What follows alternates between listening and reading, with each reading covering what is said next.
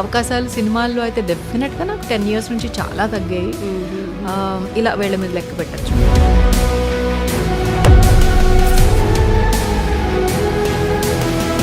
పాట కూడా అని కూడా ఇస్తే maybe I'm retired from the film industry అని నేను అనుకోవచ్చు. ముంబైలో ఒక సింగర్కి మినిమం 5,000 ఇవ్వడానికి అది పెద్ద. Is it? యా. ఆయన కంపోజిషన్లో మేబీ అన్ని హిట్ సాంగ్స్ లేదంటే అంత జర్నీ ఉండటం మూలాన్నో ఏంటో కదా, it gave scope to many rumours. Do you think that way? Maybe he's a fan of you అనటం లేదంటే he's dependent on you for. ఒక జర్నలిస్ట్ నాకు చెప్పారు సచ్ టాక్స్ అనేసి. ఇలాంటి రూమర్స్ విన్నప్పుడు ఏంటి మనం ఇట్లా ఫన్ చేయకూడదా మరి ఇలా. So painful. యా, ఆల్మోస్ట్ కోవిడ్కి బిఫోర్ వరకు I was going to courts weekly twice వెళ్ళిన రోజులు కూడా ఉన్నాయి కొన్నిసార్లు అయితే. Open about your your relationship. First time I open my mouth at I dream.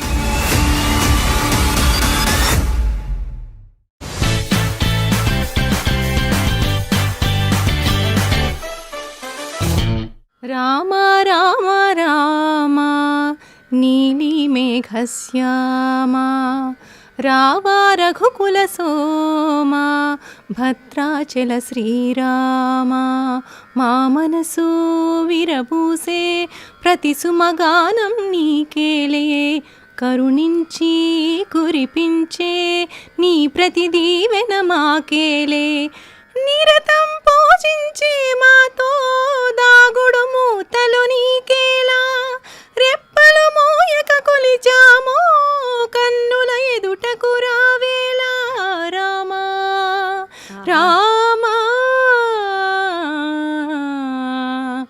Rama Rama Rama నీలి మేఘశ్యామ రావా రఘుకుల సోమ భద్రాచల శ్రీరామ.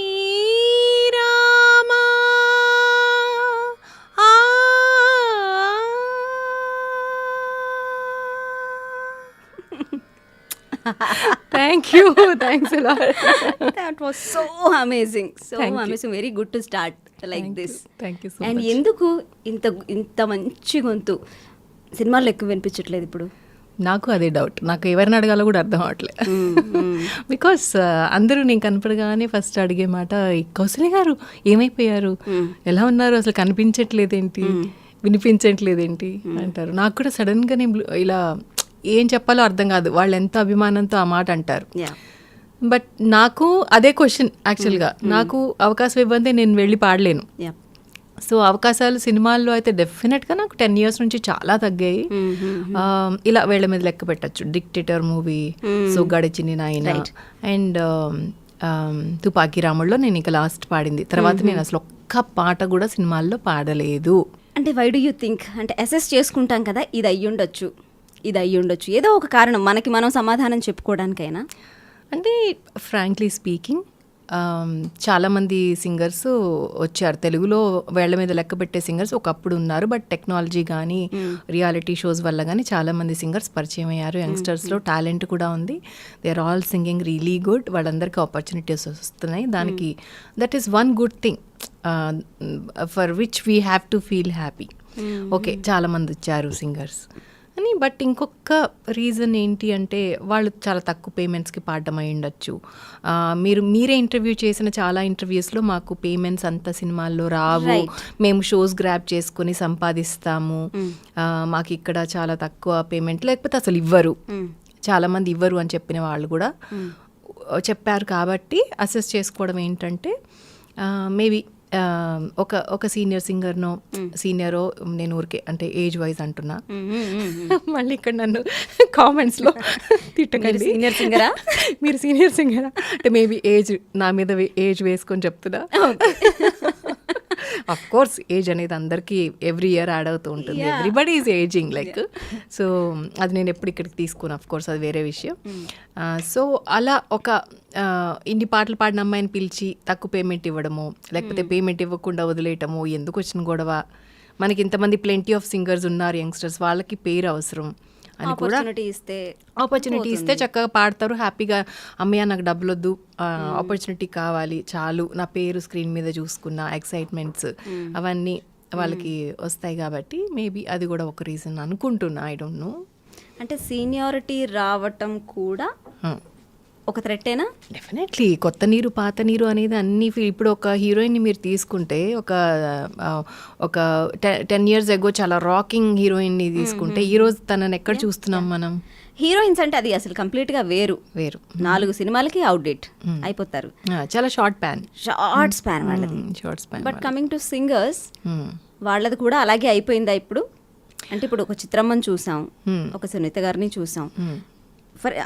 వాళ్ళిద్దరిని పక్కన పెట్టేస్తే మీరే 400 సినిమా పాటలు పాడారు, ఇక సినిమాలను తీసేస్తే కొన్ని వేల పాటలు పాడారు వేరే పాటలు అయితే. సో అంత స్పాన్ ఇప్పుడు ఏ సింగర్స్కి కూడా, ఇప్పుడు వచ్చిన కొత్త సింగర్స్కి, లాస్ట్ 5 yearsలో వచ్చిన సింగర్స్కి, 10 years చూసుకుందాం, లాస్ట్ 10 yearsలో వచ్చిన సింగర్స్ ఎంతమంది 100 పాటలు దాటారు అంటే మనం వేళ్ల మీద లెక్క పెట్టొచ్చేమో. For that reason I feel so happy అనమాట. ఎందుకంటే నేను ఈ కాలంలో పుట్టుంటే, ఒకవేళ అప్పుడు కెరియర్ స్టార్ట్ చేయకుండా ఇప్పుడు జనరేషన్లో పుట్టి ఇప్పుడు అమ్మాయి అయ్యి ఉంటే నాకు ఇన్ని పాటలు, ఇన్ని hit numbers back to back వచ్చేవా అనేది నాకు ఇప్పటికీ డౌటే. ఈ జనరేషన్లో ఉండి వీళ్ళ మధ్యలో నేను ఉండుంటే నాకు ఆపర్చునిటీ చాలా కష్టమై ఉండేదేమో. బట్ రైట్ టైంలో నేను వచ్చి రైట్ టైంలో కొన్ని సాంగ్స్ నా క్రెడిట్లోకి వేసుకొని రైట్ టైంలో నేను సో రైట్ టైం ఎగ్జిట్ అని చెప్పొచ్చు. బికాస్ నేనేం పాడట్లేదు కాబట్టి చాలా సంవత్సరాల నుంచి. Maybe I'm retired from the film industry అని నేను అనుకోవచ్చు. డెఫినెట్గా I'm not expecting any songs also in my near future also. అంటే మీరు ఎక్కువ సినిమా పాటలు పాడకపోవడానికి రీజన్స్ ఒక 2-3 చెప్పారు. అందులో ఇప్పుడు వాళ్ళు అంటే ఇప్పుడు మ్యూజిక్ డైరెక్టర్స్ ఒక సీనియర్ సింగర్ని పిలిచి తనకి తక్కువ పేమెంట్ ఇచ్చి మొహమాట పడటం, నాకెందుకు అంత మొహమాటం, లేదంటే వాళ్ళకి ఎందుకు ఇబ్బంది పెట్టడం అని పిలవకపోవచ్చు. అది వన్ ఆఫ్ ద రీజన్ అయ్యి ఉండొచ్చు.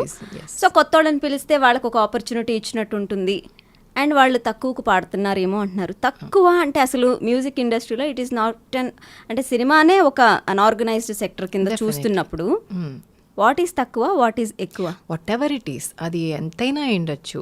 తక్కువ అంటే ఇక్కడ నాకు తెలిసి ఇప్పుడు ముంబైతో కంపేర్ చేస్తే film industry is a business, right? సినిమాలు తీయడం, సినిమాలు రిలీజ్ చేయడం, దాంట్లో ఇంత టర్న్ ఓవర్ 3 CR వచ్చింది ఫస్ట్ డే, ఇంత 300 CR చేసింది అని, ఎవ్రీథింగ్ ఈజ్ బిజినెస్. సో దాంట్లో కూడా కంపారిటివ్లీ మన సౌత్ ఇండియన్ ఫిల్మ్ ఇండస్ట్రీ ఏదేదో చాలా తక్కువ పేమెంట్స్ కంపేర్ చేస్తే. ముంబైలో ఒక సింగర్కి మినిమం 2 lakhs 3 lakhs పేమెంట్స్ ఉంటాయి. వేరాస్ ఇక్కడ 5,000 ఇవ్వడానికి అది పెద్ద పేమెంట్ ఇక్కడ. Is it? యా. నా కెరీర్లో నేను తీసుకున్న highest payment was 30,000. Highest payment was 30,000 entire career. 33,000. Okay. So మేము పాడుతున్నప్పుడే ముంబై నుంచి సింగర్స్ని ఎవరైతే ఇంపోర్ట్ చేసి పాడిస్తున్నారు వాళ్ళందరికీ కూడా, అండ్ చెన్నైలో ఉండే సింగర్స్ కూడా ఇక్కడ సింగర్స్ కంటే కొంచెం ఎక్కువ పేమెంట్స్. చెన్నైలో అట్లీస్ట్ ఇక్కడ కంటే కూడా కొంచెం డబుల్ ద పేమెంట్స్ ఉంటాయి. బట్ ముంబైలో మాత్రం 3 times 4 times. ఎందుకని అంటే ఇప్పుడు సౌత్ ఇండస్ట్రీలోనే తెలుగుకి తమిళ్కి అంత డిఫరెన్స్ ఉంది. సరే నార్త్కి వెళ్తే అసలు ఇంకా అదైతే ఎంటైర్లీ డిఫరెంట్ కేస్ అంటున్నారు. ఎందుకు ఆ డిఫరెన్స్ ఉంది? బికాజ్ మన ఇండస్ట్రీ హైదరాబాద్ ఏదైతే ఉందో బైఫర్కేషన్ ముందు Chennai, Hyderabad was correct. So industry predominantly things were happening at Chennai only. So it took a lot of time to move things from Chennai to here in Hyderabad. Telugu industry move అవ్వడానికి చాలా time పట్టింది. For example music ఇండస్ట్రీలో ఉన్న music directors కూడా ఇక్కడికి రావడానికి చాలా సంవత్సరాలు ఆలోచించి అక్కడ నుంచి ఇప్పటికీ కూడా ప్రొడామినెంట్లీ అక్కడే చేస్తున్న వాళ్ళు కూడా ఉన్నారు మనకి. ఇప్పుడు మన లీడింగ్ మ్యూజిక్ డైరెక్టర్స్ ఎవరైతే ఉన్నారో వాళ్ళు చెన్నై నుంచి ఆపరేట్ చేస్తున్నారు. They are not in Hyderabad. Leading music directors అంటే ఎవరెవరు? నాకు తెలిసి దేవిశ్రీ గారు అక్కడ నుంచి చేస్తున్నారు ఇప్పుడు. అంటే తెలుగులో చేసేది అనిరుద్ గారు కానీ, యా డిఎస్పి గారు కానీ తమన్ గారు కానీ అందరూ చెన్నై నుంచి, హైదరాబాద్లో వాళ్ళు ఉండరు. ఓకే. సో ఎవరు వచ్చారు ఇక్కడికి అని అంటే మణిశర్మ గారు మూవ్ అయ్యారు, కోటి గారు మూవ్ అయ్యారు.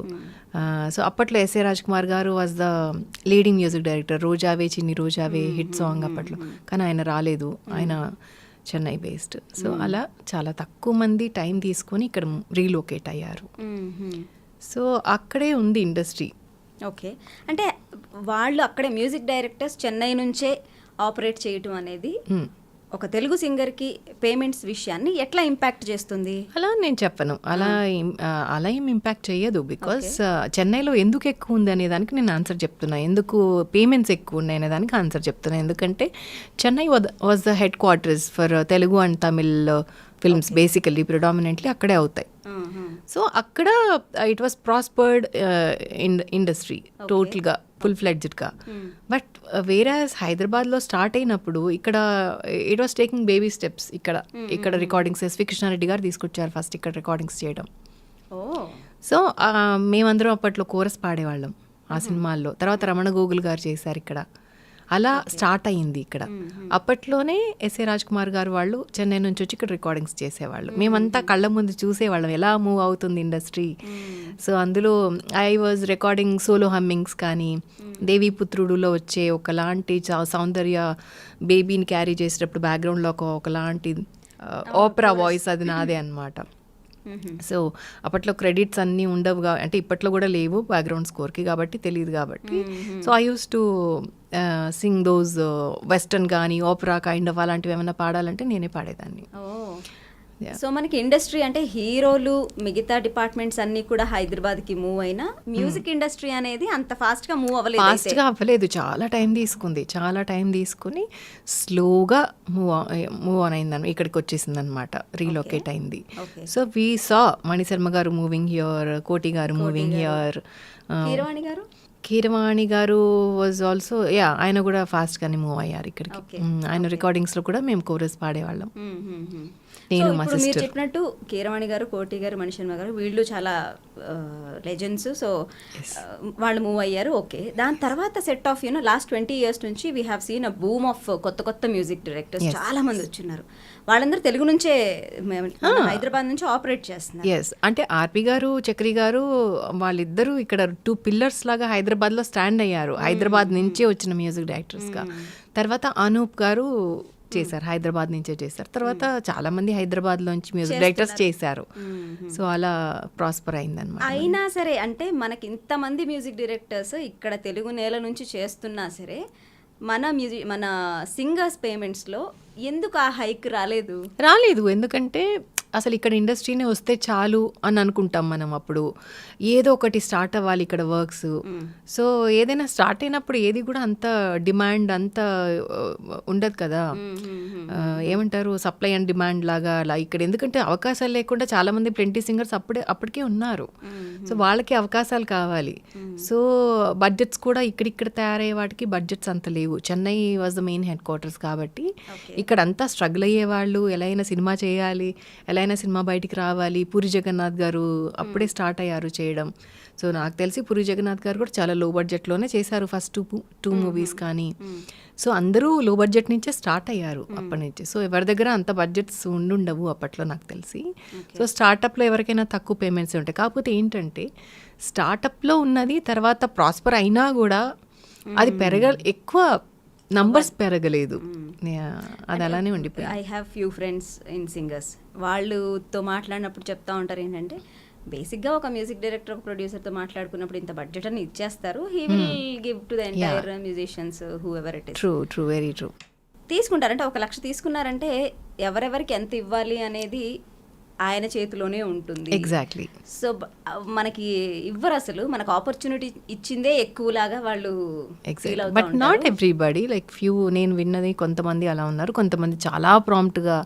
కీరవాణి గారు వాజ్ ఫెంటాస్టిక్. అసలు ఆయన అసలు డిలే ఉండటం కానీ చాలా వాల్యూ ఇస్తారు సింగర్స్కి. Even I heard Devi Sri Prasad garu is that way.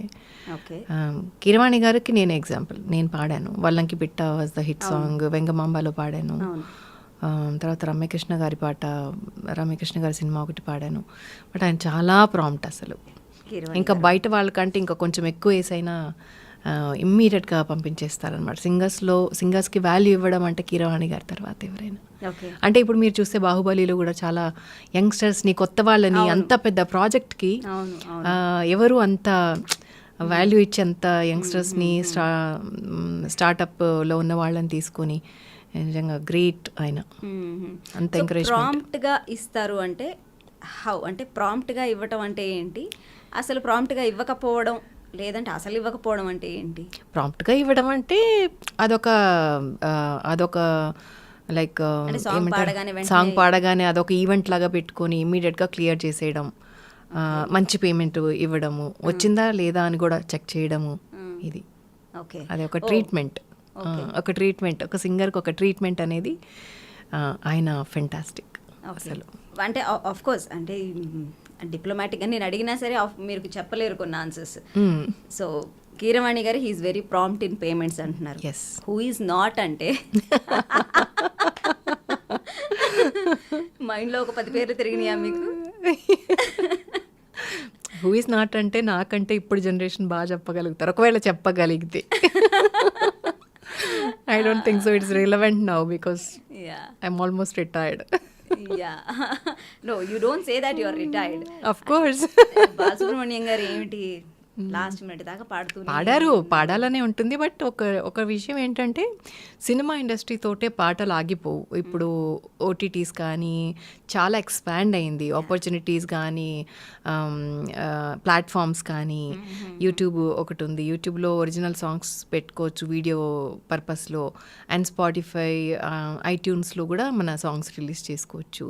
Plenty of opportunities if you want to do something. అలా ఏం మీరు ఇప్పుడు నేను రిటైర్ అయిపోయాను అంటున్నారు, only for the film industry, Telugu film industry. ఇప్పుడు మళ్ళీ మీకు ఆపర్చునిటీస్ వస్తాయి, మీరు పాడతారు. That is our hope. వస్తే ఈ రోజు ఇప్పుడైనా పాడతాను. So you should never say that you are retired. One thing. Second thing is ఇప్పుడు సింగర్స్ ని చూస్తున్నట్లయితే ఇప్పుడున్న ఫిమేల్ సింగర్స్లో లాస్ట్ 10 yearsగా చూసినట్లయితే ఎవరైనా they made some really good mark అంటే గీతా మాధురి తర్వాత నాకు తెలిసి ఇంకెవరు అంత స్ట్రాంగ్గా ఒక మార్క్ క్రియేట్ చేసినట్టయితే కనిపించలా. మెరుస్తున్నారు. Ramya Behara is really singing well and there are also other singers who are making mark for themselves. But Geetha పాడినన్ని పాటలు కానివ్వండి, తను క్రియేట్ చేసినంత ఇంపాక్ట్ కానివ్వండి, నాకు తెలిసి దాని తర్వాత ఎవరు క్రియేట్ చేయాల. But as in for male singers, ఆ మేల్ సింగర్స్ డామినేషనే నడుస్తూ ఉందా అని నాకు అనిపించింది. What do you say? Suppose male singers అంటే హైదరాబాద్లో can you mention any male singer name బాగా వినపడేది? మేల్ సింగర్స్కి అసలు అంత క్రేజ్ వీళ్ళు ఇవ్వరు, అమ్మాయిలకి ఎక్కువ ఇస్తారు. ఇప్పుడు ఇన్స్టాగ్రామ్లో కూడా అమ్మాయిల పోస్టులకు వచ్చిన లైక్లు అబ్బాయిలకి రావు అనేది ప్రతి చోట నాకు మన అందరికీ వినపడే కంప్లైంట్. సో అమ్మాయిలకి తొందరగా పేరు వచ్చేస్తుంది because they look beautiful, they appear on stage, right అలా అని. బట్ డామినేషన్ అని నేను అనుకోను. ఒక పాట పాడాలంటే మేల్ వాయిస్ ఎంత అవసరమో ఫీమేల్ వాయిస్ కూడా అంత అవసరము. కాకపోతే మేల్ సోలోస్ ఎక్కువ ఉంటాయి, ఫీమేల్ సోలోస్ చాలా తక్కువ ఉంటాయి. ఫీమేల్స్కి సోలో సాంగ్స్ దొరకవు ఎప్పుడు కూడా. మీరు అబ్జర్వ్ చేస్తే డ్యూయట్ ఉంటుంది. కాకపోతే ఇప్పుడు కొంచెం ఐటమ్ సాంగ్స్ లాగా వచ్చాయి కాబట్టి కొన్ని పాటలు ఇప్పుడు అంటావా మామ is a solo song I guess కదా, అలాంటివి ఇప్పుడు వస్తున్నాయి తప్ప మెలడీస్లో మనం వెతుక్కోవాలి. అసలు ఒక్క సోలో సాంగ్ చిన్ని చిన్ని ఆశ లాంటి సాంగ్ కానీ, వింటున్నావా అలాంటి పాట కానీ ఉందా ఎక్కడన్నా అని అంటే ప్రియతమ పలికినది మనసులో సరిగమా అలాంటివి చాలా తక్కువ వస్తాయి యాక్చువల్గా, very rare. Okay, so it's not about domination అంటారు. డామినేషన్ కాదు, క్రియేటివ్ ఫీల్డ్లో వాళ్ళు క్రియేట్ చేయడం వల్ల వచ్చేటువంటి సంక్షోభం అని చెప్పచ్చేమో. Like the way film demands they create opportunity. ఒక అమ్మాయి ఇప్పుడు నేను పాడాను రామారామ పాట, అది యాక్చువల్గా మోనా డ్యూయట్ సాంగ్. పూరి జగన్నాథ్ గారు నేను ఆసిన్ని ఇంట్రో నాకు ఆసిన్ ఇంట్రో కావాలి, అమ్మాయి గుళ్ళో ఒక పాట పాడుతూ ఉండాలి, అదే తర్వాత రొమాంటిక్ సాంగ్ అవ్వాలి. మోనా మనం ఆల్రెడీ క్రియేట్ చేసాం, దానికి నాకు డివోషనల్ వర్షన్ కావాలని అడిగారు. సో అప్పుడు వచ్చిన బిట్ సాంగ్ అనమాట Rama Rama. It was not created, okay, Mona was created. దాని వర్షన్ వచ్చి ఇలా కావాలి, నువ్వు క్లాసికల్గా దాన్ని కొంచెం మౌల్డ్ చేయి, నువ్వు క్లాసికల్లో ఎంఏ చేసావు కాబట్టి నీకే వదిలేస్తున్నాను అని చక్రి గారు నా చేతిలో పెట్టిన ఒక బిట్ సాంగ్ అనమాట. అవునా? ఓకే. సో ఆ మోనా ఛాయల్ రాకుండా, రొమాంటిక్ ఇది రాకుండా నేను క్లాసికల్గా భక్తితో పాడిన పాట అన్నమాట అది. సో ఆసిన్ ఇంట్రొడక్షన్లో ఆ పాట గుళ్ళో వస్తుంది. అప్పుడు నాగార్జున గారు గుర్తు చేసుకుంటే ఆ పాట ఒక్కసారి పాడరా. మోనా మోనా మోనా మీనా కనుల సోనా నీ పలుకే నా వీణ నీదా డిజిటల్ టోనా సుకుమారా మాటలతో నీ వశమే నేనైతే మహావీరా చూపులతో నా తనువే నీదైతే. ఆహా. చక్రి గారి కాంపోజిషన్స్లో మీరు చాలా పాటలు పాడారు కదా, ఎన్ని పాడారు? ఎన్ని పాడాను అంటే కంటే most of the hit songs were from Chakri music like. And నా అదృష్టం ఏంటంటే ఇప్పుడు మణిశర్మ గారికి నేను 5-6 పాటలు ఏమన్నా పాడుంటా, కీరవాణి గారికి 4-5 పాటలు పాడుంటా. బట్ దాంట్లో ఒక్కొక్క హిట్ సాంగ్ నాకు వచ్చేసింది. లైక్ ఫర్ ఎగ్జాంపుల్ వల్లంకి పిట్ట గంగోత్రిలో అది నాకు వచ్చిన తక్కువ ఆపర్చునిటీస్లో కూడా ఒక పాట హిట్ అయింది నాకు. అది అదృష్టంగా అనుకుంటాను నేను. చక్రి గారి మ్యూజిక్ డైరెక్షన్లో వేరాజ్ చాలా బంచ్ ఆఫ్ హిట్స్ ఉన్నాయి అనమాట, బ్యాక్ టు బ్యాక్. లైక్ లంచ్కి వస్తావా మంచుకు వస్తావా, జుమ్ జుమారే జుమ్ జుమ్ జుమ్, మళ్ళీ కుయవే గువ్వా, ఇలా వరుసగా నువ్వు అక్కడుంటే నేను ఇక్కడుంటే, గుండెల్లో ఏదో సడి గోలిమార్లో, ఈరోజే తెలిసింది, ఈరోజే తెలిసింది, లేలేత నవ్వుల పింగాణి బొమ్మల, చాలా ఒక list of songs were super hit. Right. ఆయన కంపోజిషన్లో మేబీ అన్ని హిట్ సాంగ్స్ లేదంటే అంత జర్నీ ఉండటం మూలాన్నో ఏంటో కదా, it gave scope to many rumours. Do you think that way? Maybe అప్పట్లో ఇంటర్నెట్ ఎక్కువ లేదు కాబట్టి అప్పుడు టీవీలో ఎవరిని ఇద్దరు పక్కపక్కన చూస్తే వాళ్ళ మీద నాకు తెలిసి చాలా ఫన్నీగా అనిపిస్తుంది నాకు కూడా. ఎవరైనా ఇద్దరు యాంకరింగ్ చేసినా పక్కపక్క నుంచి ఎవరైనా ఎక్కువ వర్క్ చేసినా ఇలాంటివన్నీ కామన్. సో అది అంటే అలాంటి రూమర్స్ విన్నప్పుడు ఆబ్వియస్లీ చక్రి గారికి కూడా తెలిసే ఉంటుంది. He is your mentor definitely. అన్ని సాంగ్స్ అంత జర్నీ మీరు షేర్ చేసుకున్నప్పుడు డెఫినెట్లీ ఒక మంచి రిలేషన్ అనేది అయితే ఏర్పడి ఉంటుంది. సో ఈ రూమర్స్ వచ్చినప్పుడు మీ రిలేషన్ మీద అది ఎట్లాంటి ఇంపాక్ట్ ఎఫెక్ట్ చూపించింది? యాక్చువల్లీ ఆయన ఎప్పుడన్నా ఈ నోటేషన్స్కి దాని మీద మెంటర్ అంటే he uses to feel that I'm his mentor. Oh really? Yeah, నేను నీ ఫ్యాన్ని అని చెప్పేవాళ్ళు. ఇంటర్వ్యూస్లో కూడా ఆయన చాలా ఇంటర్వ్యూస్లో స్టేట్ చేశారు దట్ నేను కౌసల్య ఫ్యాన్ని. బికాజ్ తనకున్న క్లాసికల్ నాలెడ్జ్, ఎప్పుడైనా నోట్స్ రాయాలన్నా కూడా ఎక్కువ నన్ను స్పాట్ చేసే వాళ్ళందరూ రికార్డింగ్ స్టూడియోలో రికార్డిస్ట్ పక్కన నేను కూర్చుని వర్క్ చేసేదాన్ని. సో చాలా మంది కూడా అలా నన్ను స్పాట్ చేసేవాళ్ళు స్టూడియోస్లో. సో నేను అనుకుంటా even that can lead to rumours ఏమో మరి. ఎక్కువ నేను వర్క్ చేస్తున్నాను కదా, సో స్టూడియోలో ఉండేదాన్ని, వర్క్ చేసేదాన్ని. చాలా అసిస్టెంట్ లాగానో లేకపోతే సమ్ అదర్ ఏ నేమ్ ఇచ్చుకున్నా కూడా నేను శంకర్ మహాదేవన్ గారి వాయిస్ మిక్స్ చేసేదాన్ని, హరిహరన్ గారి వాయిస్ మిక్స్ చేసేదాన్ని. కొన్నిసార్లు లెటర్స్ కొన్ని తప్పులు వచ్చేవి వాళ్ళ దాంట్లో. అవన్నీ టెక్నికల్గా, నేను టెక్ సేవీ అనమాట. నేను టెక్నాలజీ అంటే నాకు చాలా ఇష్టం. టెక్నికల్గా ఆ లెటర్స్ని కరెక్ట్ చేయడం కానీ, పిచ్ కరెక్షన్స్ చేయడం కూడా. ఆ రోజుల్లో పిచ్ కరెక్షన్ అనేది it was so brand new. Okay, that was and there అసలు. అప్పుడప్పుడే పిచ్ కరెక్షన్, మెలోడిన్ సాఫ్ట్వేర్స్ అవన్నీ కూడా అప్పుడప్పుడు వస్తున్నాయి అన్నమాట. సో నేను పర్సనల్గా కూర్చొని నాకు అలాంటివి ఏమన్నా ఉంటే nobody can deal with it. నాకు ఆ ఫ్లాటో షార్పో, అది ఫ్లాట్ అయింది షార్ప్ అయిన అవన్నీ నాకు తెలియదు, నాకు సంగీతం రాదు, ప్లీజ్ టేక్ కేర్ అని చెప్పేసి నాకు వదిలేసేవాళ్ళు. సో అవన్నీ నేను ఆ వర్క్స్ చేసేదాన్ని అనమాట. So he was in a way, అంటే ఆయన he's a fan of you అనటం లేదంటే he's dependent on you for చాలా ప్రాజెక్ట్స్. చాలా పనులకి. ఒక జర్నలిస్ట్ నాకు చెప్పారు, హాసం రాజా గారు అని. So that led to such talks అనేసి. నేనన్నా వర్క్ చేయడంలో తప్పేంటండి, ఇంకా అది అలా అని కూడా అంటే ఇంక మనం ఏం చేయలేము. లైక్ నేను నవ్వేశాను అనమాట. See but I love working like that అనమాట. అంటే నేను కంపోజర్ కూడా, ఫస్ట్ నుంచి కూడా నేను కంపోజరు. సో నాకు తెలుసు కాబట్టి కంపోజింగ్స్ కొన్ని బ్యాక్గ్రౌండ్ స్కోర్లో కూడా కొన్ని బిట్స్ కంపోజ్ చేసేదాన్ని. మా అమ్మాయిలకి గ్రూప్ ఆఫ్ అమ్మాయిలు ఉండే వాళ్ళందరికీ ఇచ్చేయడం, నోట్స్ ఇచ్చేయడం, పాడించేయడం, ఇవన్నీ చేస్తూ ఉండేదాన్ని అనమాట. సో అందరూ నార్త్ నుంచి వచ్చిన సింగర్స్ కరెక్షన్స్ అవన్నీ చేస్తూ ఉండడం వల్ల మేబీ అప్పుడు నాతో చెప్పారు, లైక్ ఒక ఇదిలాగా అనమాట, నోటీస్ ఇవ్వడం లాగా చెప్పారు, ఇలా చేయడం వల్ల ఇలా అనుకుంటున్నారు అని చెప్పి. నేను అన్నాను అలానే నేను I don't stop because I love that. Technology లేకపోతే నేను ఉండలేను అసలు. ఈవెన్ టుడే అసలు యా టెక్నాలజీ అంటే చాలా ఇష్టం నాకు. అన్నీ నేను self taught. Okay. So desktop నుంచి నేను ల్యాప్టాప్ వరకు కూడా నేను అన్నీ సెల్ఫ్ టాట్ అనమాట. I operate logic software. Okay. ఆ తర్వాత వీడియో ఎడిటింగ్లో నేను చాలా ఇష్టం, నాకు వీడియో ఎడిటింగ్స్ చేస్తాను.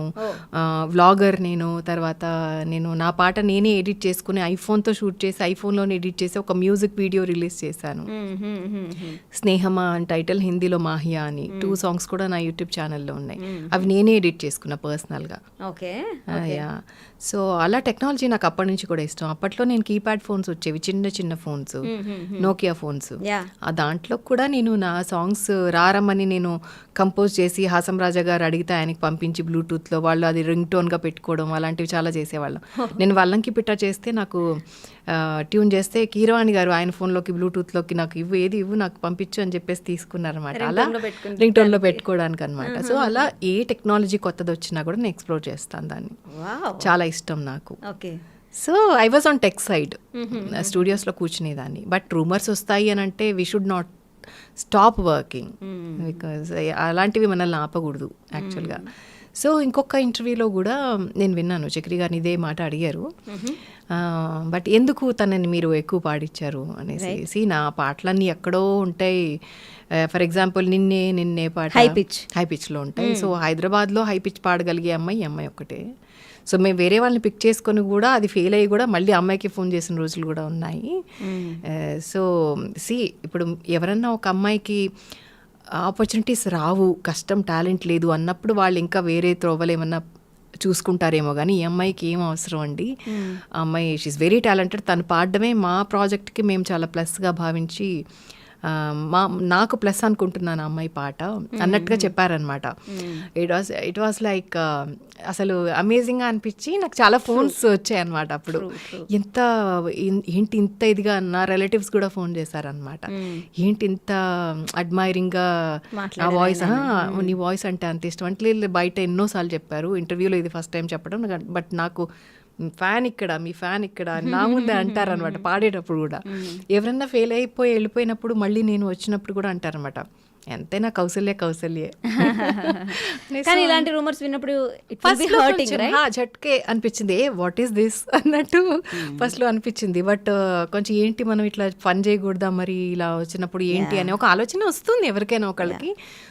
కాకపోతే ఇంత టెక్నాలజీ లేదు కాబట్టి కొంచెం అప్పటికి వినపట్టం వరకే, కొంచెం ఎక్కడన్నా రాయటము ఇలా వినపట్టం వరకే. సోషల్ మీడియా అప్పుడు ఇప్పుడున్నట్టు ఉండుంటే ఎలా ఉండేదో, అది వర్స్ట్గా ఉండేదేమో మేబీ. బట్ ఒక రోజు 2 రోజులు అంతే. Third day we should get back to our own work అంతే. ఓకే. మీ ఫస్ట్ సాంగ్ నీకోసం ఆర్పి పట్నాయక్ గారితో లాంచ్ అయ్యారు. దాని తర్వాత చిత్రం, అది ఒక సూపర్ డూపర్ బ్లాక్ బస్టర్. దాని తర్వాత కూడా ఆర్పి పట్నాయక్. ఫస్ట్ 3 songs ఆర్పి పట్నాయక్ గారివే, మంచి పాటలు పడ్డాయి. కానీ చక్రి గారి కాంబినేషన్లో మీరు ఎక్కువ పాటలు, ఎక్కువ హిట్ సాంగ్స్ పాడారు. అవును. బట్ ఐ హర్డ్ దట్ మీరు ఫస్ట్ పాడింది చక్రి గారికి, కానీ రిలీజ్ అయింది ఆర్పి పట్నాయక్ గారి. సో ఇప్పుడు ఎవరు మీకు మెంటార్, ఎవరు గురువు అనుకోవాలి, మిమ్మల్ని లాంచ్ చేసింది ఎవరిని అనుకోవాలి? అదే అంటారు ఆర్పి గారు ఎప్పుడు. ఈ ఒక్క విషయంలో మాత్రం, కౌశల్య విషయంలో, అండ్ ఇంకిద్దరు ఉన్నారు మేల్ సింగర్స్లో, రవివర్మ, వేణు, ఇలా వీళ్ళ విషయంలో చక్రి గారి దగ్గర, ఆర్పి గారి దగ్గర కామన్గా పనిచేసేవాళ్ళం, మేము ఒక టీం అనమాట. సో సింగర్స్ అక్కడ పాడేవాళ్ళు, ఇక్కడ పాడేవాళ్ళు. సో ఆయన అంటారనమాట, ఈ బ్యాచ్ ఉన్నారబ్బా, మన బ్యాచ్ విషయంలో మాత్రం మనం ఇద్దరం క్రెడిట్ తీసుకోవాలి, ఒక్కరికి చెందదు ఇది. నేను చెప్పను, ఆర్పి అండ్ చక్రి ఇద్దరు ఇంట్రడ్యూస్ చేసినట్టు అని అంటారనమాట. Which is like very pleasant to hear. Right. And మీ ఈ 400 సినిమా పాటల్లో మీరు ఎస్పీబీతో చాలా పాటలు పాడారు. ఆయనతో ప్రయాణం అనేది ప్రతి సింగర్ కళ. ఇప్పుడు పాపం ఇప్పుడున్న సింగర్స్కి అదృష్టం లేకపోయింది. అవును. బట్ మీరు ఎస్పీబీ గారితో ఎన్ని పాటలు పాడారు? బంచ్ ఆఫ్ సాంగ్స్ పాడా. ఎస్పెషలీ నా సిగ్నేచర్ సాంగ్ అని రారమ్మని అవును వాళ్ళిద్దరు ఇష్టపడ్డారు. ఆ పాట మాత్రం నిజంగా నేను ఊహించలేదు. నా సిగ్నేచర్ సాంగే బాలు గారితో పాడతాను అని నా డ్రీమ్, అది చిన్నప్పుడు డ్రీమ్ అనమాట అది. సో ఆయన్ని కలవాలి అనే డ్రీమ్, పాడాలని కూడా ఉండేది కాదు నాకు, ఎందుకు అత్యాస అన్నట్టు. బట్ ఆయనతోనే పాడడం అనేది పూర్వజన్మ సుకృతం నిజంగా. Yeah bunch of songs. ఒకసారి ఆ పాట పాడరా? యా ఇవాళ నా వాయిస్ అంత గ్రేట్ కాలేదు, బట్ ఐ విల్ ట్రై. రారమ్మని రారమ్మని రామచిలుక పిలిచెను ఈ వేళల్లరి వెల్లువగా, చల్లని పల్లవిగా మల్లెల పల్లకిగా రానా, ఉకిరి బికిరిగా మిక్కిలి మక్కువగా చుక్కల పక్కకు గొనిపోనా, లేలెమ్మని లేలేలెమ్మని లేత గాలి తాకెను ఈ వేళ, మాటల కందని ఊసులతో మనసే నిండిన దోసిలితో. అసలు బాలు గారు అంత పెద్ద షాక్ ఇస్తారని ఎవ్వరూ అనుకోలేదు అస్సలు. Yeah it was so unfortunate అసలు. ఇట్ వాజ్ ఇట్లా అయిపోయింది. అవును, మేము వి ఆల్ స్టార్టెడ్ ప్రేయింగ్, అసలు అందరం ప్రేయర్స్ చేద్దాము, మాస్ ప్రేయర్స్ అలా అని ప్లాన్ చేసుకుంటున్నాం, బట్ హీల్ కమ్ బ్యాక్ అని అనుకుంటున్నాం అందరం. But that was a bad phase అసలు. అస్సలు బయటికి రాలేకపోయాం అసలు ఇప్పటికీ కూడా. Kaushal garu, you are open about your personal things, open about your your relationship. మీరు నిజంగా you have gone through this much అని మీరు మాట్లాడేంత వరకు తెలియదు ఎవరికి. అవును. అండ్ మీరు మాట్లాడిన తర్వాత నిజంగా చాలా మందికి మీ మీద ఒపీనియన్ మారిపోయింది. అప్పటి వరకు ఉన్నది ఒక కైండ్ ఆఫ్ ఒపీనియన్ అయితే, మీరు ఎప్పుడైతే బయటకు వచ్చి మీ రిలేషన్ గురించి మాట్లాడారో it completely changed everything, the way people look at you, what you have gone through, మీరు ఎంత ఫైట్ చేస్తున్నారు అని. అంటే what made you come out and talk అండి మీ relation, what has gone wrong? Actually నేను అసలు బయటికి వద్దామని ఎప్పుడూ నా ఉద్దేశం లేదు.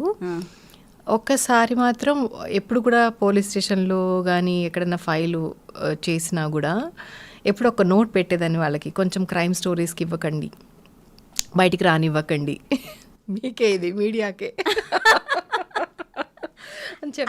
వెరీ ష్యూర్ అనమాట. ఇది క్రైమ్ స్టోరీ కింద వచ్చేస్తుంది. ఎక్కడన్నా న్యూస్ వస్తుంది కదా డెఫినెట్గా, షీ ఫైల్డ్ కంప్లైంట్ అన్నట్టు, అబ్యూజ్ అయినట్టు అవన్నీ వస్తాయి. కాబట్టి నేను I made sure that I notify them to not put it on the media side. So అది ఒక్కసారి ఏమైందంటే అది వెళ్ళిపోయింది మీడియాకి, నేను చెప్పడం మర్చిపోయాను వాళ్ళకి. సో అది వెళ్ళిపోయింది, అది ప్రతి చోట టీవీలు అన్నిట్లో వచ్చేసింది.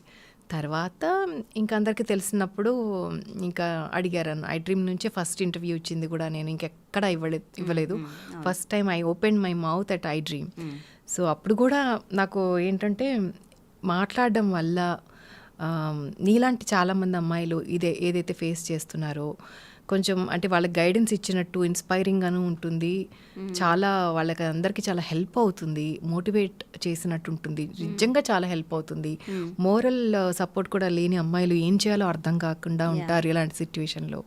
బట్ వెల్ నోన్ పీపుల్ అయ్యుండి, రెనౌండ్ అయ్యుండి మాట్లాడితే చాలా హెల్ప్ అవుతుంది మీడియాకి. ఒక్కసారి ఆలోచించు. అండ్ ఎలాగో వచ్చేసింది బయటికి. సో ఇంకా క్వశ్చన్స్ పెరిగాయి అందరికీ.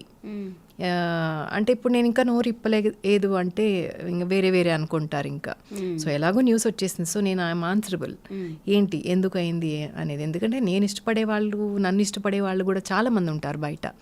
సో అందరికీ ఐఎమ్ సో ఆన్సరబుల్ అనిపించింది నాకు.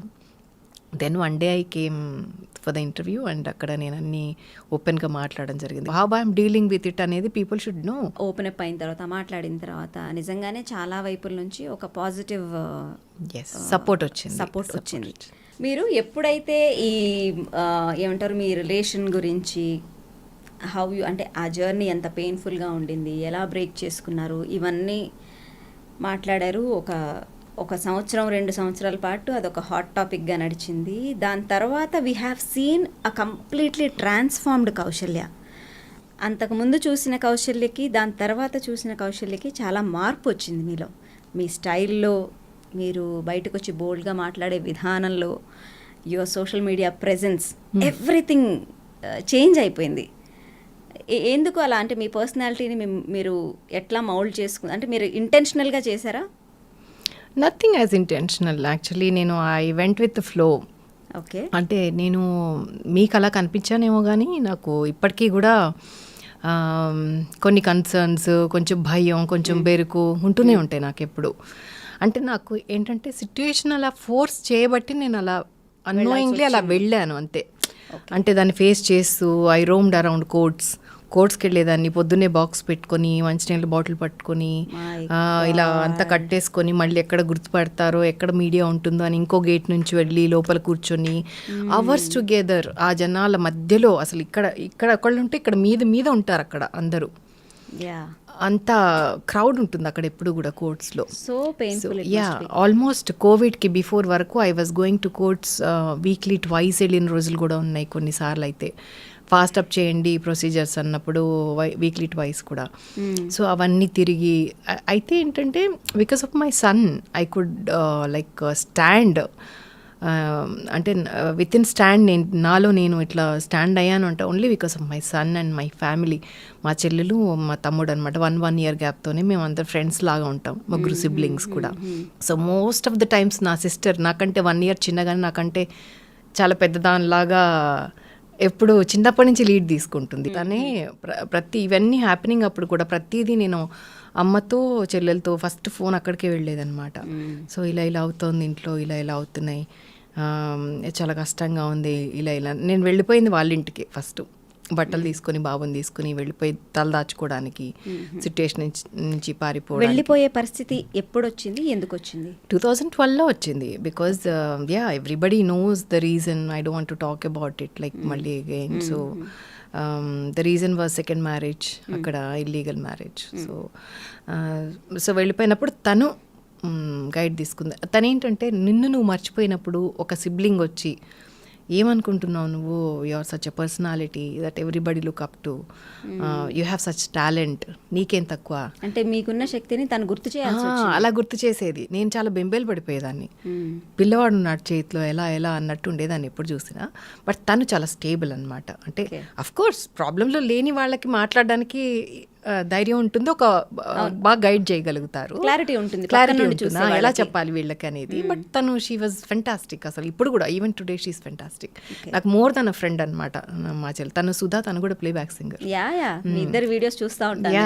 సో తను అనేది అనమాట, బుజ్జి అని పిలుస్తుందన్నమాట. బుజ్జి నువ్వు ఆసం, నీకేం తెలియట్లేదు, ఏం పర్వాలా, పోయినవన్నీ పోనీ, అయినా కూడా you can get along. My strength, తనే స్ట్రెంగ్త్. తర్వాత ఇప్పుడు మావాడికి ఇప్పుడు 19 years. అక్క అని పిలుస్తాడా? వాళ్ళ ఫ్రెండ్స్ అనుకున్నారట అక్క అనుకున్నావురా అని చెప్తుంటే వాడు నాకు వియర్డ్గా అనిపించింది అంటాడు వాడు. బట్ నువ్వు రాకు స్కూల్కి అంటాడా? యూ లుక్ సో యంగ్ అమ్మ అంటాడు అనమాట.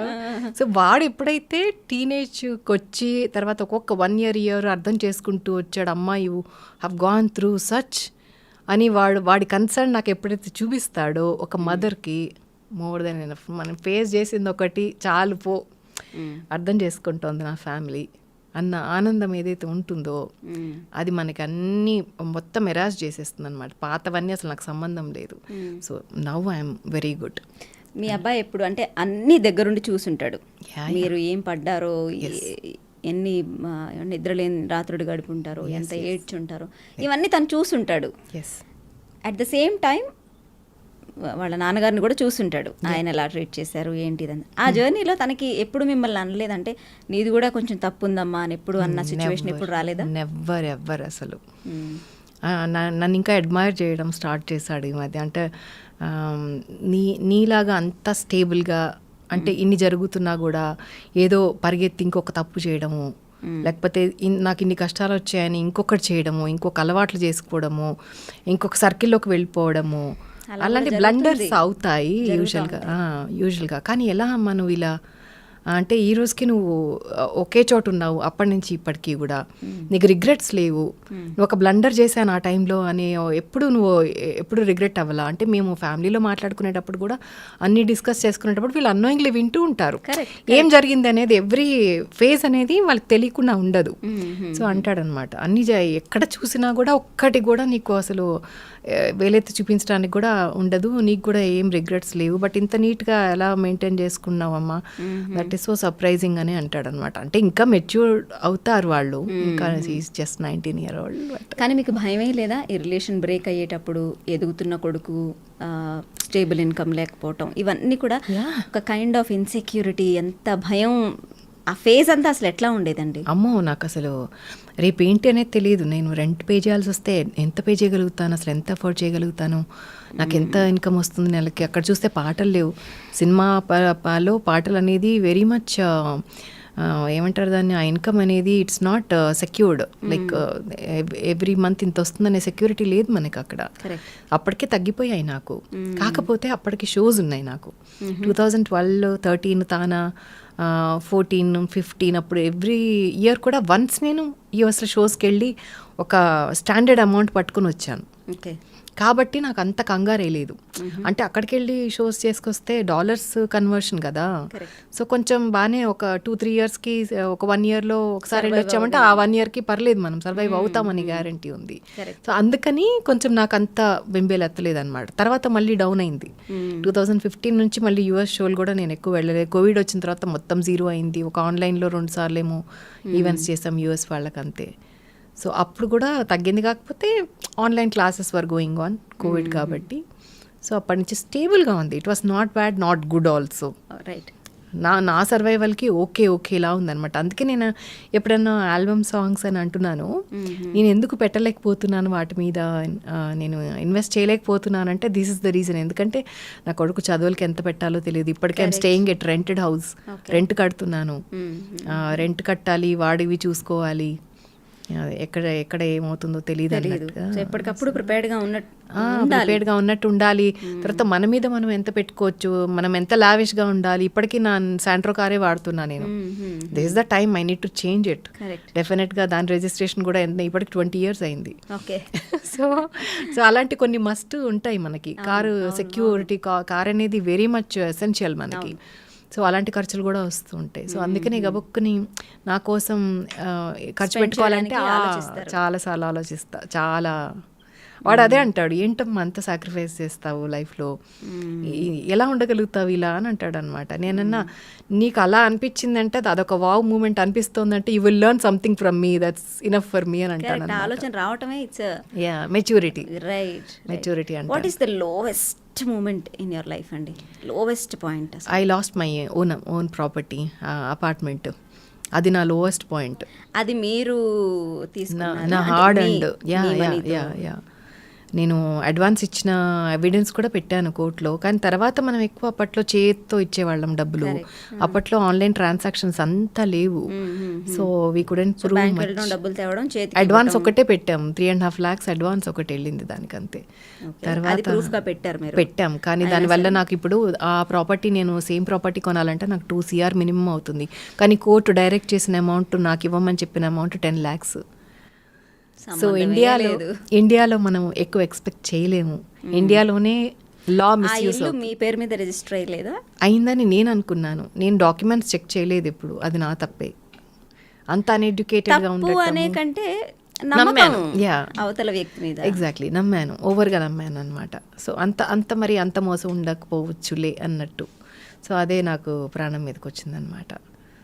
సో అది చాలా లోవెస్ట్ మూమెంట్. అక్కడి నుంచి నేను ఎప్పుడైతే 2014-15లో we moved out of the house, we had to and evict చేసి ఇక్కడ రెంట్ హౌస్కి ఎప్పుడైతే వచ్చానో అప్పుడు కొంచెం పించింగ్గా ఉండేదన్నమాట. అయ్యో, నాకు ఎప్పుడు రెంటెడ్ హౌస్లు మారుతున్నప్పుడు అప్పుడు ఇష్టం లేకే నేను ఓన్ హౌస్కి రిజిస్టర్ చేసుకున్నాను అనమాట.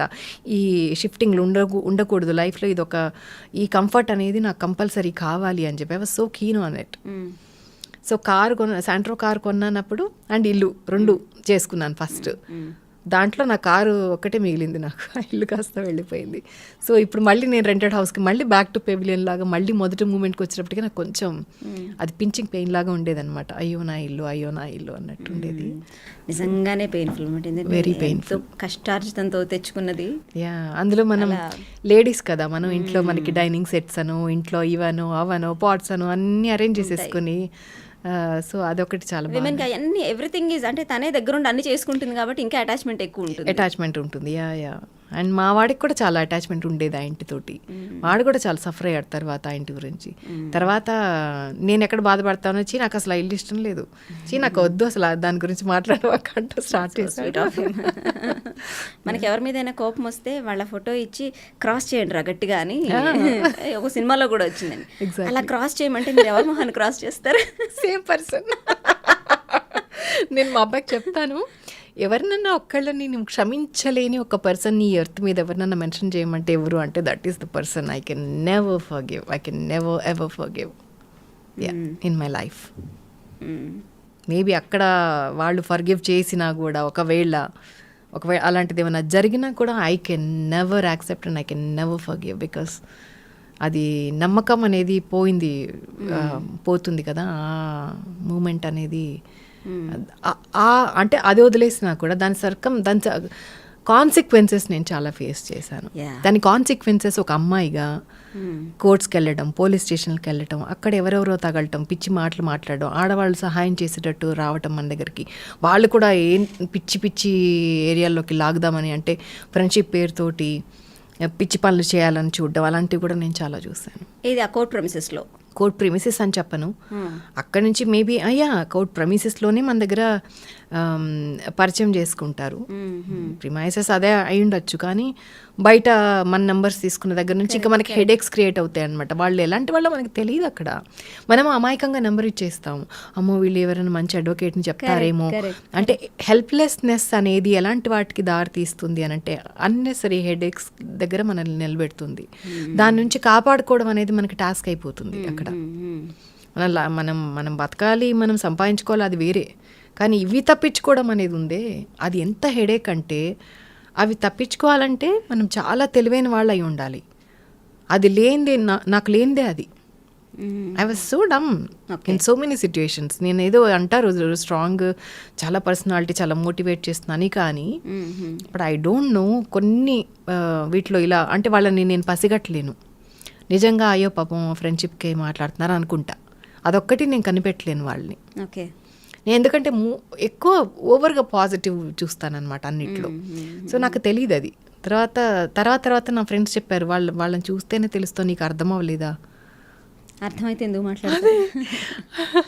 తర్వాత ఇంకా నాకు అంటే ఆడవాళ్ళలో కూడా మంచి చెడు, మగవాళ్ళలో కూడా మంచి చెడు, ఇది ఇందాక అన్నట్టు అన్ని చోట్ల ఉన్నాయి. ఏదో ఫెమినిస్ట్గా చెప్పట్లేదు నేను. సో అలాంటివి కూడా నేను ఫేస్ చేశాను. అంటే అప్పుడు అర్థమైంది నాకు, అమ్మో ఆడవాళ్ళతో కూడా జాగ్రత్తగా ఉండాలి అమ్మాయిలు. సో మనకి ఎవరి హెల్ప్ తొందరగా, అసలు మన డిపెండెంట్గా ఎవరి హెల్ప్ కోసం మనం చూడకూడదు. మనకి తోచింది మనం ఎలా బయటపడతామో అవే చేసుకుంటూ వెళ్ళిపోవాలి. మ్యాక్సిమం మన స్ట్రెంగ్త్ మనం పెంచుకోవాలి, మనమే స్ట్రాంగ్గా ఉండాలి, మనమే డీల్ చేసుకోవాలి, మన హెడేక్ మనదే అనేది అక్కడ నేర్చుకున్నాను నేను. At the same time any day మనం ఏం చేసినా సరే కొంత నెగటివిటీ అనేది వస్తూనే ఉంటుంది కదా. Percentage anyways that will be there any day any time. మిమ్మల్ని బాగా బాధ పెట్టిన సందర్భాలు, ట్రోల్స్ ఇట్లాంటివి ఏమున్నాయి? చాలా తక్కువ అని చెప్పాలి. మేబీ నన్ను ఒకటే బ్యూటిఫుల్గా ఉండదు ఈవిడ, అందంగా ఉండదు అనే విషయాల్లో కొంత నేను చదివాను నెగిటివిటీలో. అంటే కంపేర్ చేసి సింగర్స్లో somebody else is meant for beauty, not she like అన్నట్టు. కొంతమంది whereas she is natural beauty, that is the original beauty, she is the beauty అనే వాళ్ళు కూడా ఉన్నారు. మీ పాస్ట్ రిలేషన్ నుంచి ఇప్పుడు మీరు కంప్లీట్గా ఆ బంధనాలన్నీ తెంచేసుకున్నారా? ఎప్పుడో 2012 2008 నుంచి అది నడుస్తూ ఉండింది. సో అప్పటి నుంచి కూడా all alone, and before that also I was alone. Okay. So it is completely over now. I'm mother, అంతే, mother mood. Okay. So and ఇంకా హాంటింగ్ ఏమైనా ఉన్నాయా లైఫ్లో? హాంటింగ్ ఏం లేవు, కాకపోతే నేనే ఇంకా చాలా సాధించాల్సింది ఉండింది, కానీ ఎక్కువ నేనేం ఎఫర్ట్స్ పెట్టలేదు అని అంటే మా అబ్బాయి చాలా సీరియస్గా వస్తాడనమాట. What are you even talking, ఏంటి after making so much fame and name your talking this అమ్మా, your so generous to say that. No అంటే దిస్ అంటే నువ్వు చాలా ఎర్న్ చేసావు లైఫ్లో, you have fame, you have name, and నువ్వు అంత కష్టపడి పాడావంటే నేను పాడాను, కానీ ఎవరో క్రియేట్ చేసి ఇచ్చిన ఆపర్చునిటీ నేను పాడాను. Whereas I'm composer myself, what I was doing నేను క్రియేట్ చేసుకోవచ్చు కదా నా కోసం, నేను ఎక్కువ చేయలేకపోయాను అలాంటివి అని అంటాను. బట్ ఎందుకు చేయలేకపోయావు మరి అని అడుగుతాడు. ఎందుకు చేయలేదు అంటే దానికి ఒక బడ్జెట్ కావాలి. ఇప్పుడు నేను ఒక పాట ట్యూన్ చేసేస్తా, నా దగ్గర ఉంది, నా బ్యాంక్లో పడి ఉంటుంది, దాన్ని బయటకు తేవాలంటే I should hire a keyboard player, I should hire a studio, అన్నీ కనెక్టెడ్ విత్ మనీ. మంచి కంటెంట్ తేవాలంటే టీం కావాలి, టీం వర్క్ ఉండాలి. అదేదో అలా అయింది. కానీ చాలా మంచి కామెంట్స్ మెసేజెస్ వస్తున్నాయి అనమాట, చాలా బాగుంది చాలా బాగుంది అని. బట్ అలాంటివి చేయాలి అని అనిపించింది నాకు. ఇండిపెండెంట్ మ్యూజిక్ అని ఇప్పుడు చాలా మంది చేస్తారు, వాళ్ళ పాటలతో ముందుకు వస్తున్నారు. దాంతో ఏం సాధిస్తారు? ఇండిపెండెంట్ మ్యూజిక్ వల్ల ఏం వస్తుంది? రికాగ్నిషన్? యా ఇప్పుడు ఓన్లీ మన ఇండియాలో మాత్రమే ఇండిపెండెంట్ సాంగ్ అనేది అసలు ఆ ఏరియా లేదు, ఒకప్పుడు మనకి లేదు.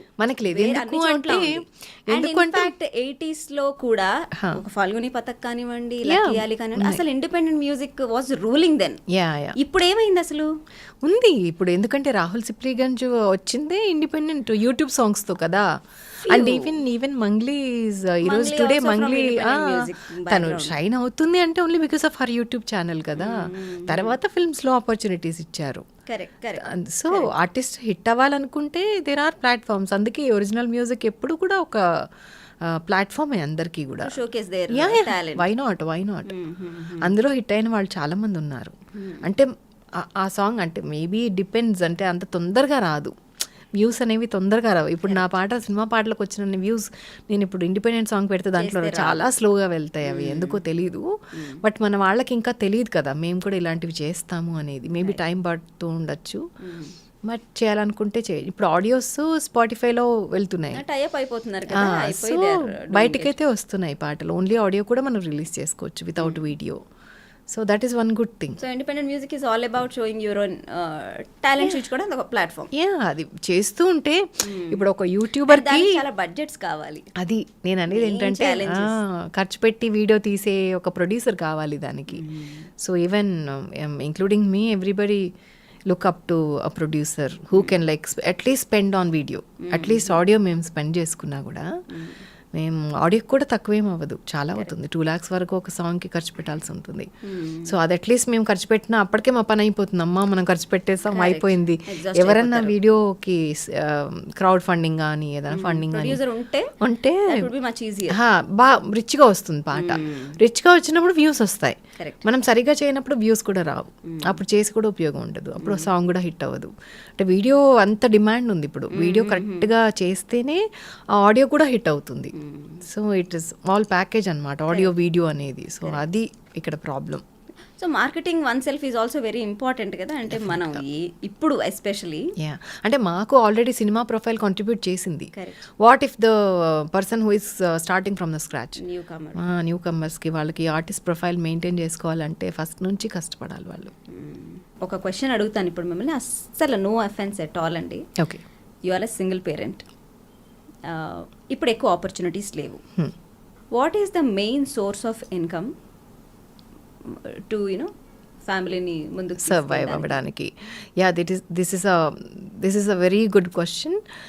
నేను ఎప్పుడైతే ఫ్యామిలీ ఇష్యూస్లో I lost my own apartment అనమాట, ప్రాపర్టీ, దానిలోంచి నేను వెకేట్ చేయించారు.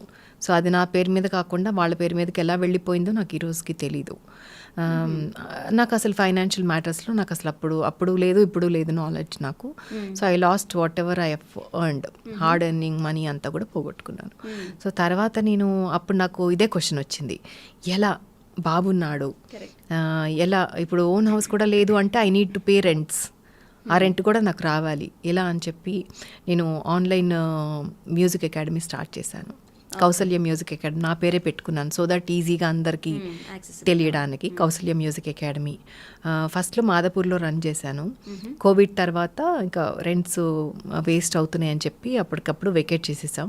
తర్వాత స్టూడెంట్స్ పేరెంట్స్ అంతా కూడా మాకు అక్కడికి వచ్చి కూర్చుని వెయిట్ చేయడం కంటే కూడా ఆన్లైన్లో చక్కగా ఉంది, మాకు మా ముందు వాళ్ళు నేర్చుకుంటున్నారు, అంటే మేము ఇంట్లో ఉండగానే వాళ్ళు లాగిన్ అవుతున్నారు, చక్కగా వాళ్ళ రూమ్లో వాళ్ళు నేర్చుకుంటున్నారు, బాగుంది, మా టైం సేవ్ అవుతుంది, వాళ్ళకి డిఫరెన్స్ ఏం లేదు. ఇంకా 1-to-1 ఫోకస్ ఉంటుంది ఆన్లైన్లో అయితే. గ్రూప్ సింగింగ్ ఉండదు కదా, ఎందుకంటే ఒకళ్ళు వాళ్ళ ఇంట్లో నుంచి, ఒకళ్ళు అంబర్పేట నుంచి, ఒకళ్ళు సరూర్ నగర్ నుంచి వస్తే అది సింక్ అవ్వదు ఆన్లైన్లో.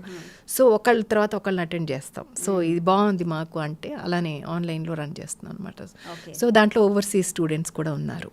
ఓకే. సో దానివల్ల జస్ట్ అది నాకు మెయిన్ ఇన్కమ్. నాకు అంటే షోస్ చేస్తున్నాను, షోస్ ఎలాగో ఉంటాయి. మన తానాకు వెళ్ళాను అనమాట, చిత్రమ్మతో స్టేజ్ షేర్ చేసుకోవడం జరిగింది ఫర్ ద ఫస్ట్ టైం. తానాలో very first day 7th perform చేసాము. సో అలా once in a while shows and academy run చేస్తున్నాను, ఫౌండర్ అండ్ సిఇఓగా రన్ చేస్తున్నాను. And even I'm taking classes for the overseas students. వాళ్ళకి పర్సనల్గా నేనే 1-to-1 క్లాస్ తీసుకుంటా. And I submitted my PhD also. Viva exam కూడా అయిపోయింది. They announced doctorate to me recently from Padmavathi Mahila university. అక్కడి నుంచే నేను MA, thank you so much, MA music కూడా అక్కడి నుంచే చేశాను. సో ఇప్పుడు డాక్టరేట్ వచ్చింది, అది కూడా వాయిస్ కల్చర్లో అనమాట. So I can say that I'm a voice specialist, voice trainer. అంటే ఏంటి వాయిస్ కల్చర్లో? వాయిస్ కల్చర్లో ఇప్పుడు నేను ఒక క్లాసికల్ సింగర్ని. అప్పుడు నేను ఫుల్ థ్రోట్తో పాడే అలవాటు నాకు ఎలా మౌల్ చేయాలి వాయిస్ అనేది మైక్కి తెలియదు, ఎక్కువ తెలియదు నాకు అప్పుడు, నేను బిగినింగ్లో వచ్చినప్పుడు. సో అప్పుడు నేను పాడతా తీయగాలో నేను ఎంట్రీ ఇచ్చాను, బాలు గారు పక్కనే నుంచుని పాడిచ్చేవాళ్ళు అప్పట్లో. అప్పుడు my singing was very bad. అంటే బ్యాడ్ ఇన్ ద సెన్స్ నాకు తెలీదు ఎలా మౌల్ చేయాలి, ఎంతవరకు వాడాలి. ఒక మైక్రోఫోన్, పవర్ఫుల్ మైక్రోఫోన్ ఉన్నప్పుడు దానికి ఎంత పర్సంటేజే మనం ఇవ్వాలి, టోటల్ 100% మనం ఇట్లా ఫోర్స్ ఇవ్వకూడదు. దాన్ని వాయిస్ ప్రొజెక్షన్ అంటాం. దాన్ని ఎలా కంట్రోల్ చేయాలి. తర్వాత స్టేజ్ మీద మనకి వాయిస్ త్రో కావాలి, వేరాజ్ ఇక్కడ మనకి వాయిస్ త్రో పనికిరాదు, బ్లోస్ వస్తాయి, బబుల్స్ వస్తాయి. సో తర్వాత సినిమా పాటని ఎలా పాడాలి, వెస్టర్న్ని ఎలా మాడ్యులేట్ చేయాలి, ఫోక్ సాంగ్ని ఎలా న్యాచురల్గా ఎలా పాడాలి. సో అలా క్లాసికల్లో ఫుల్ థ్రోట్ సింగింగ్ ఉంటుంది, అంటే బేస్ వాయిస్లో ఉంటుంది. చాలా పాటలు కూడా శ్రీమన్నారాయణ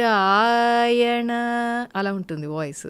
కానీ వేరే సినిమాల్లోకి వచ్చేటప్పుడు మోనా మోనా మోనా ఏరీ వోకల్స్ అని కానీ, ఈరోజే తెలిసింది చంటి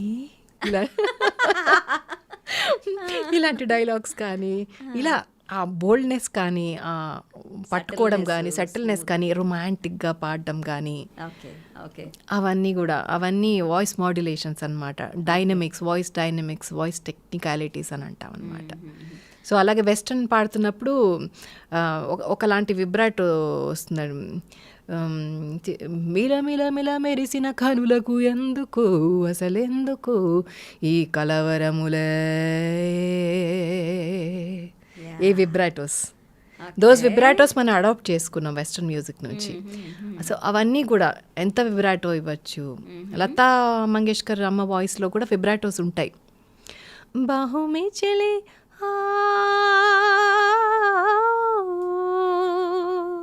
అలాంటివి ఆవిడ చాలా ఫాస్ట్గా ఇస్తారు. ఇంకా నేను ఇక్కడ ఇవ్వలేదు ఇప్పుడు, ఆవిడ చాలా ఫాస్ట్గా ఇస్తారు. సో అలాంటివి కూడా నార్త్లో వేరేగా ఉంటాయి విబ్రాటోస్, మనకి సౌత్లో వేరేగా ఉంటాయి. నార్త్ కంపోజిషన్ స్టైల్ కూడా వేరే ఉంటుంది, మనది వేరే ఉంటుంది. ఇంగ్లీష్ సాంగ్ కంపోజిషన్ వేరే ఉంటుంది. ఇలా there are several elements actually, it's a subject. So basically you are Karnataka music నేర్చుకున్నారు, ఇప్పుడు వాయిస్ కల్చర్లో డాక్టరేట్. అంటే you seem to be a perfect teacher now. Yeah mentor. So ఎవరైనా సరే నిజంగా ఇఫ్ యువర్ చైల్డ్ మ్యూజిక్లోనే ఒక కెరీర్ చేసుకోవాలనుకున్నారంటే you definitely need a perfect teacher who knows everything. So అన్నీ తెలిసిన టీచర్ కావాలి అనుకుంటే మాత్రం I think she's the only one. Thank you so much. The only one. I see ఈ హాట్ డిస్కషన్ నుంచి కొంచెం చిల్ అవుతుంది. Who is your favourite singer ఇప్పుడున్న వాళ్ళ, ద జెన్సీ, ఇప్పుడున్న యంగ్ సింగర్స్లో? Oh you put me in trouble again. There are plenty actually. నాకు Pranavi voice చాలా ఇష్టం. ఓకే, ప్రణవి వాయిస్ చాలా సూదింగ్గా ఉంటుంది. ఇంకా అబ్బాయిలో కూడా చాలా మంది ఉన్నారు. అనురాగ్ కుల్కర్ని చాలా బాగా పాడుతున్నాడు. అండ్ హేమచంద్ర వాయిస్ అంటే ఎప్పటి నుంచో క్రేజ్ నాకు, బట్ చాలా బాగా పాడతాడు. అండ్ దినకర్ సూఫీ పాడితే నాకు చాలా ఐ గో క్రేజీ, చాలా ఇష్టం. హిందీ సాంగ్స్ కానీ ఆ టింజ్ బాగుంటుంది దినకర్ వాయిస్లో.